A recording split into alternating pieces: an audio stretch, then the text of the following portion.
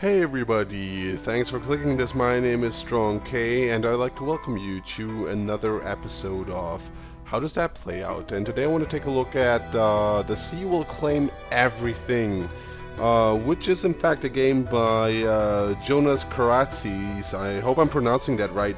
Who's, as I understand it, a sort of like he's like a Greek-German game designer who's actually released a couple of titles so far. And I have actually reviewed one of his games called Trader. That was actually a free title, and I think that The Sea Will Claim Everything is actually his first sort of like commercial game that is not free, where you kind of have to pay to play the whole thing. Takes place in the lands of Dream. Which is,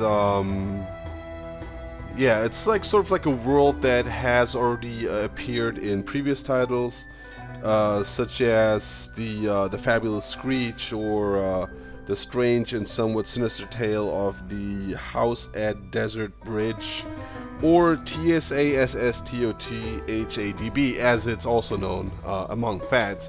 But without further ado, let's actually jump right into it and reconnect to the lands of Dream, as it were. And let's actually start with Bob here. Alright, so this is the interface of the whole thing.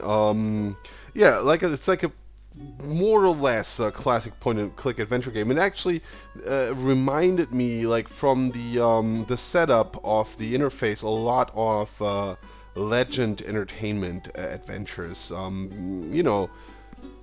Last but not least, because you also sort of have like a larger window here, and then some controls on the right hand side, and then there's a description screen or description window underneath. So right now we have the game Bob loaded, so that's what that says. It's like, graphically speaking, reminded me a lot of I don't know, those of you who probably, or I don't know if there's like anybody who still like knows about this game, but it reminded me of Keith the Thief. It was actually an early title of Naughty Dog, who are responsible. They later went on to make games exclusively for like various consoles, such as the Crash Bandicoot series, Jak and Daxter series, or the Uncharted series. So yeah, it's like, if you've been around, it's like video games, you definitely have heard of the Uncharted series, which is still around. And Keith the Thief was actually, I think, the last title they made for home computers, for the Amiga, Commodore Amiga, and the I think Apple. I'm not really sure though. Whatever. It's just like, because the game was pretty colorful in its presentation, so this is sort of mirrored here. Because Keith the Thief was basically an action RPG, and that like mechanics, like from the mechanical standpoint, like the game mechanics from that point of view, but also from like the overall motif and the narrative, it's totally different. It's just like the graphical style that sort of reminded me of that. But be that as it may, let's actually see what this game is all about. So, point-and-click adventure, like I mentioned, very clear-cut interface. So we can actually click on stuff that we see in this main window here. For example, whenever the cursor changes, like on this flower, for example, we can click on it, and then we get like a description here. This flower is playing hide and seek with its friends. It's sort of like that. Or, this mushroom is very frustrated with the political situation in Port Dara. I'm going to talk about the political implications of this game a little later, actually. And this mushroom is helping Banman guard the town, which is this boar-like creature over here. So if we click on this fellow, then we enter the conversation mode, and yeah, down here you can read it's like Bio-Talkatron enabled. So this is actually an interesting spin that this game takes on the whole interaction, or the whole immersion into the game world, which is actually pretty important to the game. The idea behind this is basically that you play as yourself, and you interact with the land I'm not sure, Lands of Dream, I think it is, through this window that you see here. So the beginning where you saw like this round interface, that's like the portal that takes you to the Lands of Dream. And, you know, via this interface you interact with its citizen. I have to be honest here, I think it's like it doesn't really do a lot for me in that sense. Not that the game is not immersive, it's quite the contrary, it's very immersive. It's just like this extra thing feels kind of like tacked on, but you know, it is not something that is annoying or anything, you know. It's like I could have done it without it. It's like I have like a neutral stance toward that, let's put it that way. But it's interesting because it also says like wall of text active, so because the game is actually pretty text laden, so you have to read a lot to fully, you know, experience what the game has to offer. But I'm going to talk about this also a little bit later, you know, when I sort of talk about the overall impression that I have of this title. And then yeah, every character has like a smell. It's called Smell of the Day here, so this guy has like a furry smell. Because probably he's a boar, I guess. So, and then you can basically click through the dialogue options here, and then he's going to tell you a little bit about the town. He grew up in Glens. I'm not going to, like always, I'm not going to read out the whole text. If you're really interested in reading that, you can always pause and read it for yourself, because I'm just basically going to click through it. Firstly, because I don't want to make this video too long, and second of all, because you know, don't want to give away too much here. Just sort of want to glance over what, you know, how this works. So yeah, if you talk about himself, it's like, yeah, he likes his job and he likes the fresh air, which is good, I guess. And then if you ask him about the shadowy glen where he's actually from, then you heard this like scribbling sound. That means that a new location has been added to the map. There's two different scribbling sounds. One is for the map locations, the other one is for additional quests that you can get, which you can see here on the scroll. So if you go back here and open the scroll, this is our quest scroll. So this is currently what we have to do. Find Niam, which is a character in the game, and then yeah, heal Underhome. So I should probably tell you something about the backstory of the game. And to be like very precise, this point in the game is actually, there's a demo out, and this is where the demo would end. So you know, I'm giving you sort of like a glimpse into Act 2 of the whole thing, which is also important, you know. But I'm gonna explain what I mean by that later on as well. So this Underhome thing is sort of like a house, or like a home to some of the very colorful inhabitants of the Lands of Dream, and it is about to be foreclosed here. So we have to look into that really, and you know, by it's like, I think there's like a group of goons that sort of smashed up the place. So Underhome is actually more than just like a building or like an edifice. It's actually like an organism of its own, you know. So it's you know, thrown off balance, and we have to heal it, and we have to clean the arteries of Underhome. So it's kind of like, it's a very organic experience living there, I take it. So this is sort of like the overall goal of the game. This is sort of like your, you know, it's like save the princess, slay the dragon kind of thing. You know, I don't mean this disparagingly at all. It's just gives you an idea of you know, what it is that you're actually doing here. And then you have like sub quests or something like more concrete kind of things that the game wants you to do. Find a recipe. Yeah, well, it's like, it revolves heavily about this whole Underhome situation here. And I also have to get a new carpet for Underhome, because the carpet has been torn up by those goons I mentioned earlier. Right, so this is actually our goals for the moment. Then we have a map, and Underhome is actually here. So well, let's take a look, right? So this is what the place looks like, actually. You know, there's like a lot of stuff going on here, a lot of stuff that you can pick up. There's Squeakus Maximus, the rubber duck. Yes, it's like very, very detailed and like a very intricate thing. Whoa, we found a Tomentous tomato. Oh dear God, exactly. So yeah, this is sort of like the scream when you find an item, then game presents that stuff like that. I think there's also something in here. Flamboyant flower. Yeah, who would have thunk? Right. So just to give you like a quick impression of the whole thing, really. It's like very, very detailed, very colorful. This is the torn up carpet. Look at that. That's a shame. But let's get out of here because this is also something that you can discover on your own. So let's talk about the other stuff. Let's start here because this actually marks a pretty good point because it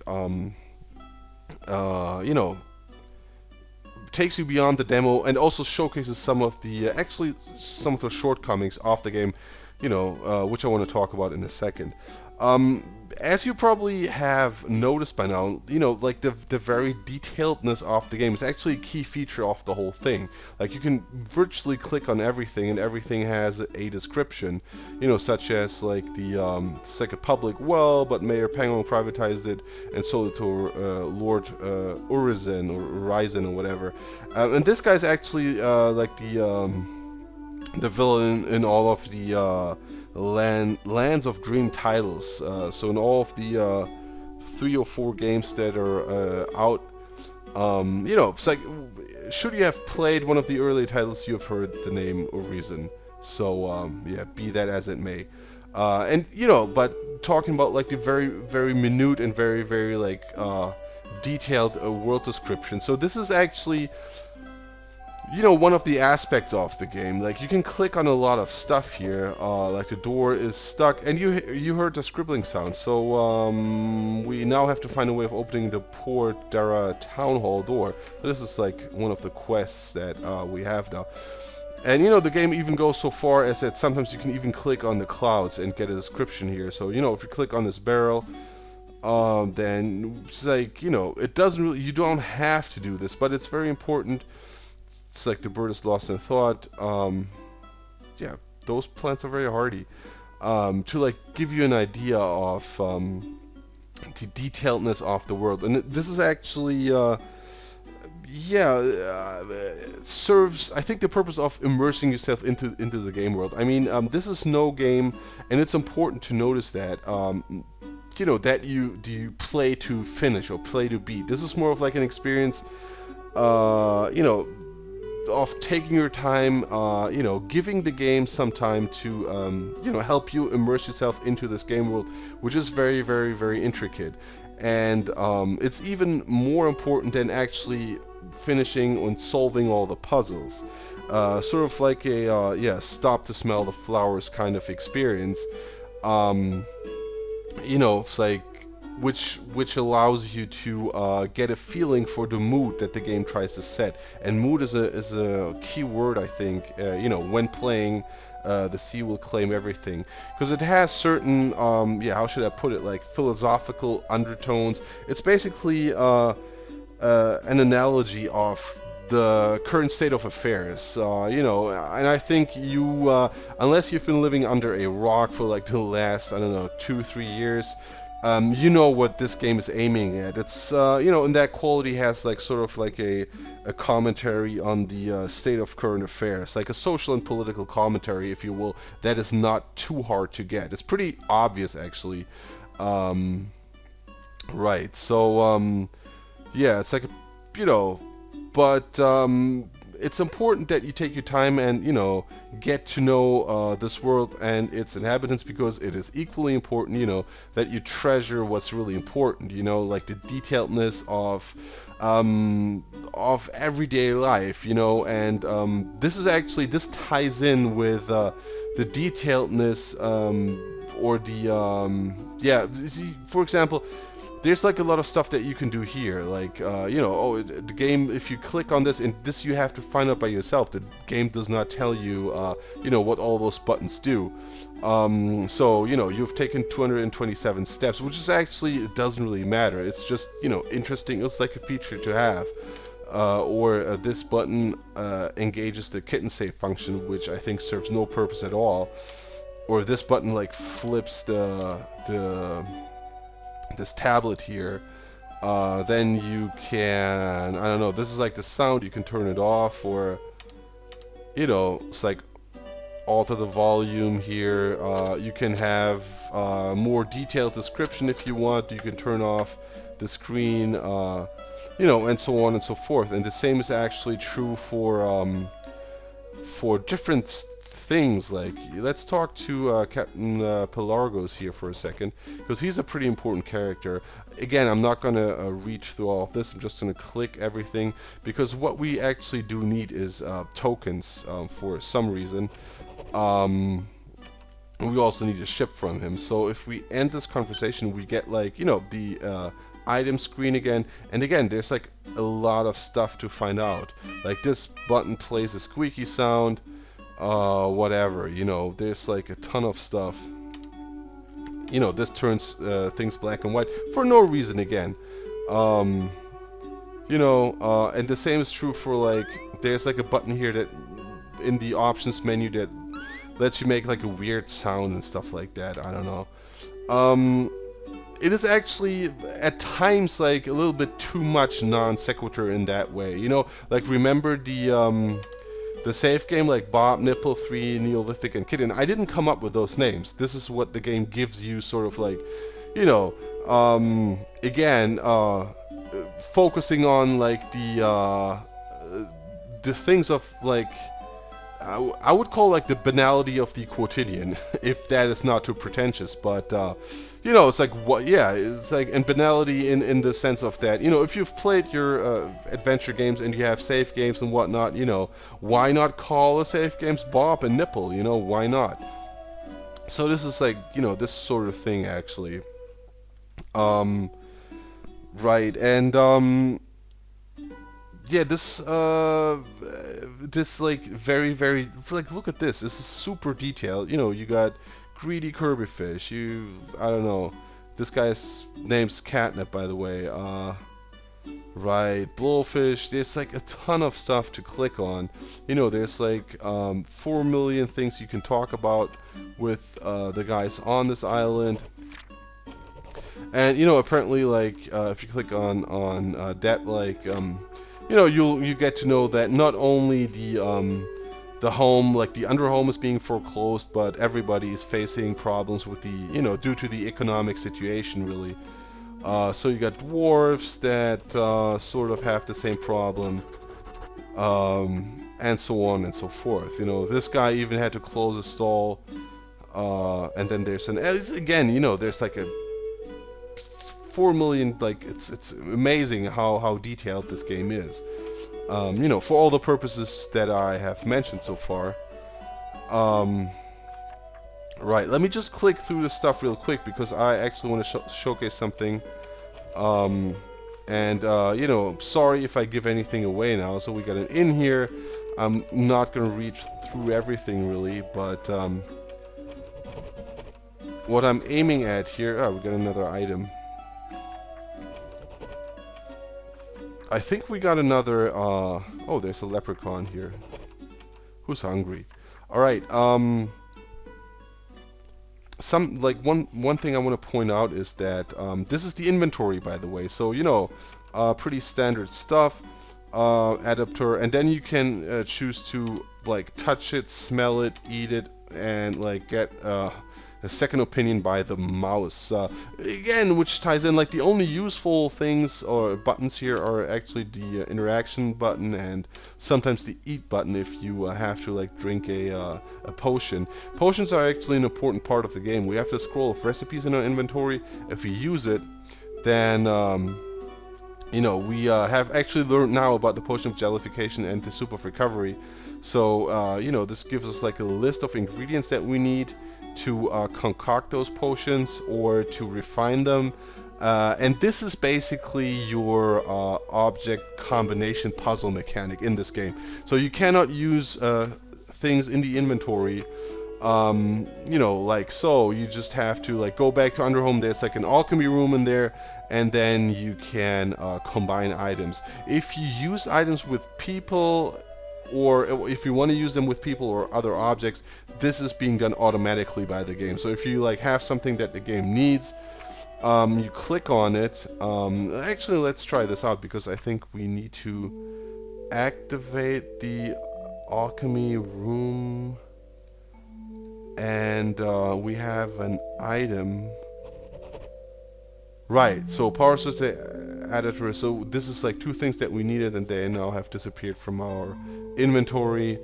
So you know, we can now try to like combine items like so, and obviously this is like no valid combination. So this has been, yeah, it's like something to throw away. So flour and this tomato have been added. So I think this is like the machine to refine stuff, so they also have disappeared from our inventory here. But let's go back to Port Dara, really. Right, so what I basically wanted to, yeah, showcase here is that, and you know, talking about like the shortcomings of the game, I think we should mention them. Is due to the fact that the focus of this game, like I mentioned, is not necessarily on the gameplay, you know, like other games, and I you know, draw this parallel with the, remember the quests here, you know, like the Princess and the Dragon kind of stuff. You know, this game is not, or doesn't have a story to like justify puzzles in it, or like, you know, just sort of like wants to tell you like a story or like a tale. The game is not the end to its own means, basically.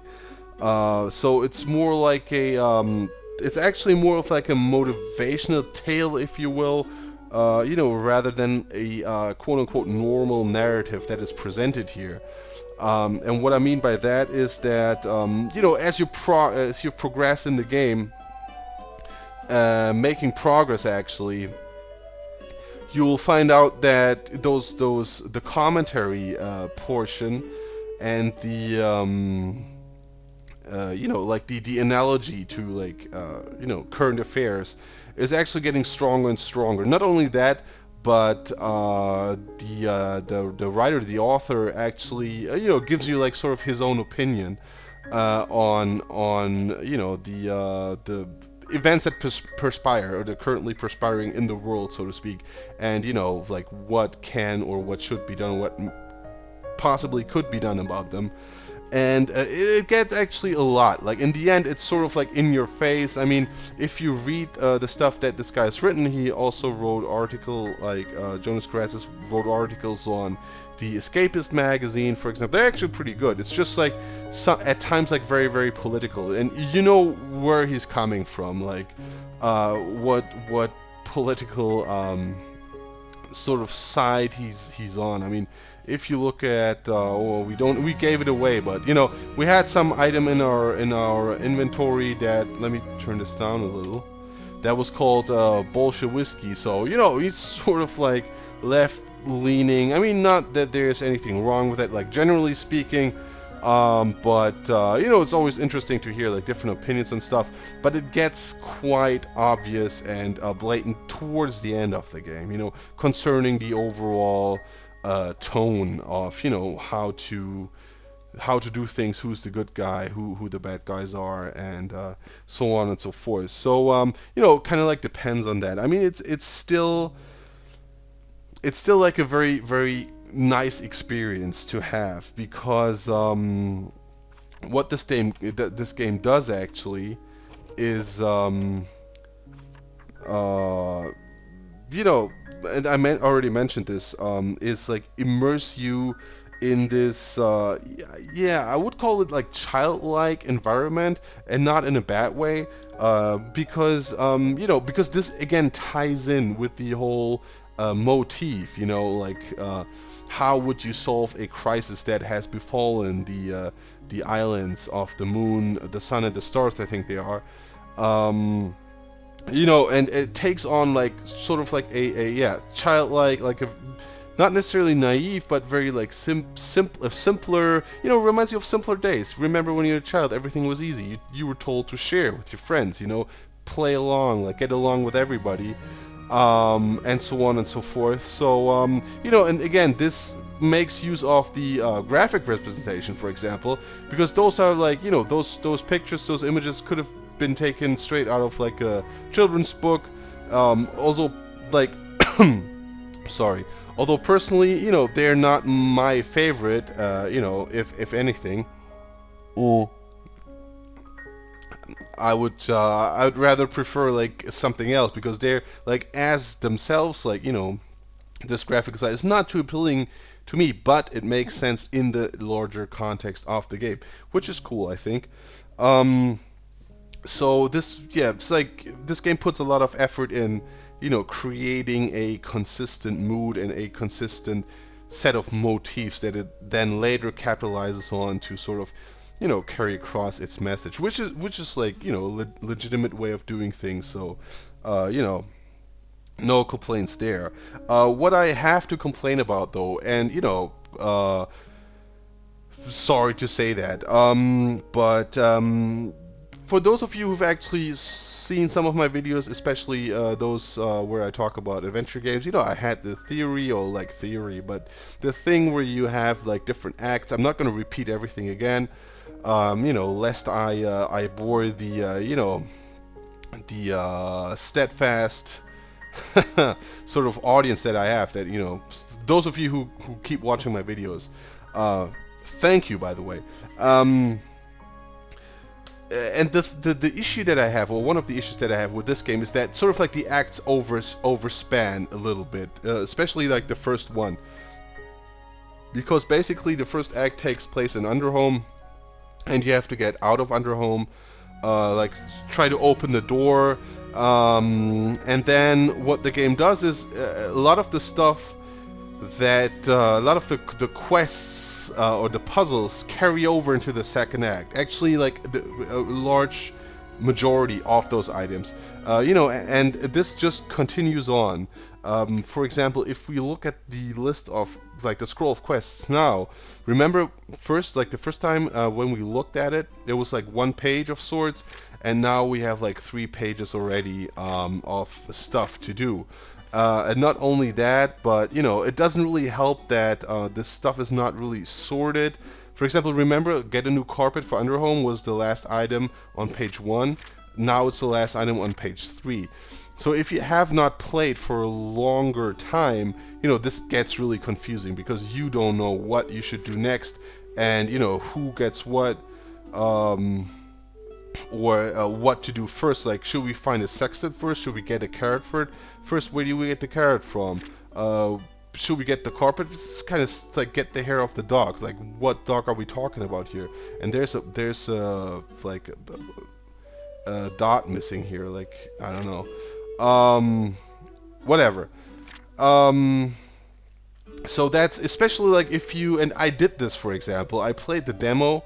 And because this game has like is very, very, very, very heavy on the text side, you know, I was not really in the mood, because I was like, I get the gist of it. I just want to continue playing. So I started this. I loaded my last save game, I think, you know, from the demo when I got the full version, and yeah, it was highly confusing. Like I could make like heads or tail of this, so it was kind of hard.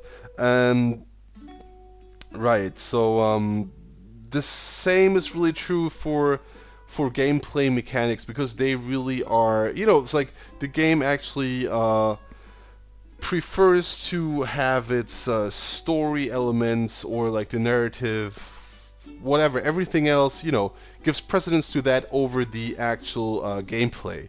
And, you know, this shows, because the gameplay, like puzzle solving and everything, comes second, and it's rather simplistic, you know, because you can basically click through the stuff. I mean, finding stuff is difficult, because you really have to pay attention, but then, you know, using that is actually very easy, because like if you happen to talk to the right person and you know, click on everything, basically will help you at times. For example, oh yeah, we can talk to Banban about the town hall door, so, you know, now we know how to open the door, and that's it. That's the solution to the puzzle. So this is the mayor, this is the town hall, you know. So this is kind of like, yeah, very simple, and then it sort of like outbalances that by introducing this alchemy system, which is actually kind of hard, because it's pretty hard to keep track of all the ingredients and what is needed and how to apply them. It's not the most user-friendly system. At least that's like the impression that I got, you know. It's not bad or anything, it's just like something that could have used a little tweaking. Like the gameplay mechanics in general, I think, you know, when it comes to inventory management, inventory puzzles, and so on and so forth. Yeah, I mean, I already mentioned that towards the end, especially, the game gets like very much into your face with its political implications, and you know, sort of becomes very obvious. Like the tone shifts, which is okay, but it's kind of, yeah. You just, I was kind of like, okay, I get it. You know, okay, I know what you're trying to say. I get it. It's all right. You know. Moving on. So this sort of like weakens the whole experience because it's becoming, I think, less about you know, immersing yourself into the game than rather you know, a commentary on what's going on, like both in the game world but also in our real world. And the thing is that you know, with is like the just like pointing out the banality of stuff. It gets too fond of itself sometimes because I noticed that with the save games, for example. Like, you know, like I said, I played the demo and then I tried to load the game and I was confronted with this. And I was like, okay, I have no clue where I saved my game. I don't know where I am right now and what the latest save game is. I actually did remember that I was seeing this guy. This was like sort of the last location that I remembered, so I could, you know, get my bearings simply by remembering that, you know, seeing this guy was actually the most current save game.